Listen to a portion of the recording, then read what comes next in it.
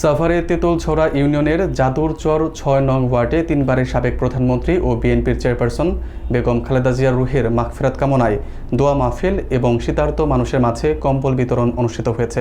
প্রধান অতিথি হিসেবে উপস্থিত ছিলেন সাবেক চেয়ারম্যান ও সাভার উপজেলা বিএনপির সাবেক সভাপতি জামাল উদ্দিন সরকার।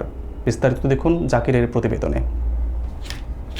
সাভারে তেঁতুলছড়া ইউনিয়নের যাদুরচর ৬ নং ওয়ার্ডে তিনবারের সাবেক প্রধানমন্ত্রী বিএনপির চেয়ারপারসন বেগম খালেদা জিয়া রুহের মাগফিরাত কামনায় দোয়া মাহফিল এবং শীতার্ত মানুষের মাঝে কম্বল বিতরণ করা হয়েছে।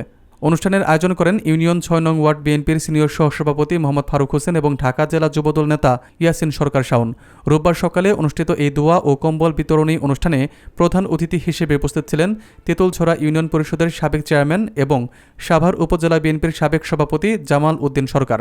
স্থানীয় বিএনপি ও এর অঙ্গ সংগঠনের বিভিন্ন পর্যায়ের নেতা কর্মীরা অনুষ্ঠানে অংশগ্রহণ করেন। শীতকালে অসহায় ও দুস্থ ও খেটে খাওয়া মানুষদের পাশে দাঁড়ানোর এই উদ্যোগ এলাকায় প্রশংসিত হয়েছে। উপস্থিত গণ্যমান্য ব্যক্তিবর্গ এবং স্থানীয়রা আয়োজকদের মানবিক কার্যক্রমের জন্য ধন্যবাদ জানান এবং এই ধরনের সামাজিক সহায়তা অব্যাহত রাখার আহ্বান জানিয়েছেন।